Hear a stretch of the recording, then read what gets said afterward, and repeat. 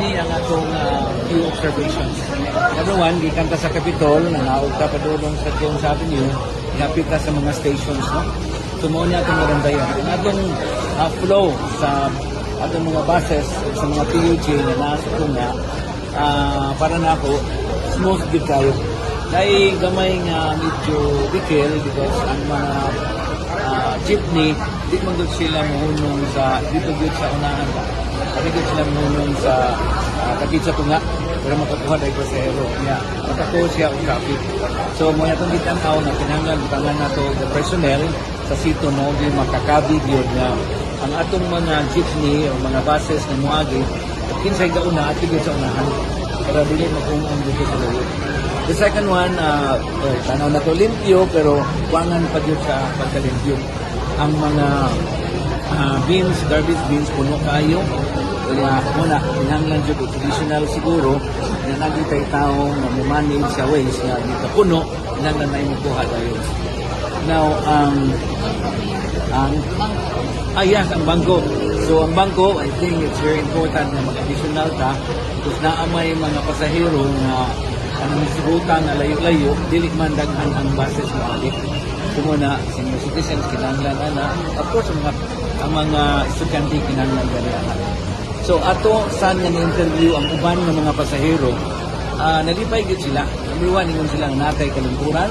Number two, dili na may magsigig dagandagan. Kay ang mga jeep ninaan na magigila tungod, pagpili na lang sila asa ang ruta patulong. Kanya ang traffic, at isang namantayan, I think, ang nakita sa mga reporters na ang traffic na asa tunga, kung hindi mo ganaon, smooth yung kayo, kay magsunod man sila, di man sila kabantay ka, di man sila ka-overtake. Kung naamang gani, minus kayo mag-overtake kayo.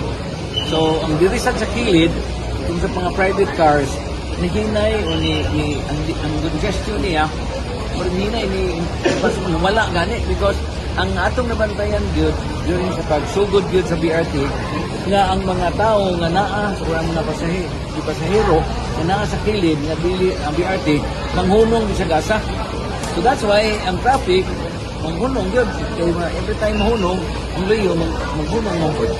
So mo nay atong gitanaw. Pagsugod nato sa kanang sa terminal, South Terminal, pero meron pa nila ako na nakita na ako na orderly kayo. Meron lang bus station sa uban nasod nga mapalit ka ticket, common ang palitanan, kanya musuod ka dito, dili mo bakit ticket, tiga kasud. Okay, and then magpili ka, asa imong sakyanan. So, pag tanaw na ako karon, naay mga tao, naglinya, pero systematic kayo. Ginsuod sa kusabas, ninyon sila nga, taas-taas lang, sir, pero lindot man, kay dili samok. Okay? So, muna itong nabantayan. Karon ni ang natadali sa pier, wala na lang tamusudin ko, pero ang niya sa gawas, grabe, daghan juga yung tao.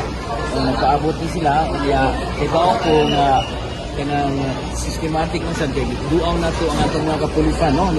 Kuyog na to si Colonel George, no? Asa na to si Colonel George?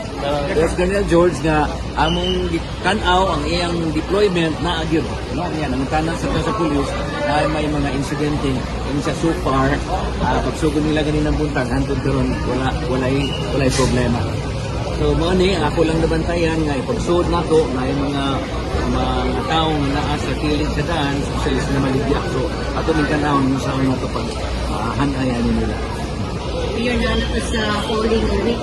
Yes. Kasi gumakonsa sa mayor na Star Archibald. Kasi si maawag na po. While kanang lakas ka buno, nalakas sa panahon sa kapamalan. Okay, karon panahon na naamon ko'y kanang tulumanon, no? Sa pamilya nato, natay karo. So mangandam ni, no? Sa Puerto Santo kay noon ang time ang mga kaparian akong dindungon na ato sa balay akong silang kadaan ko kada dinner na sa Friday na asay nga nato karo ang pamilya nato natay karo katong piyata. So it takes time to pangpangandam kay anang kagbuak makagawa kayo ang ula karon na atong manage na ang atong sinanong karo maayo nga indot.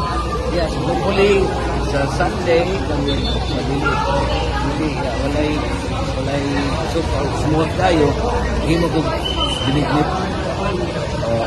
katawan. Alas ka to.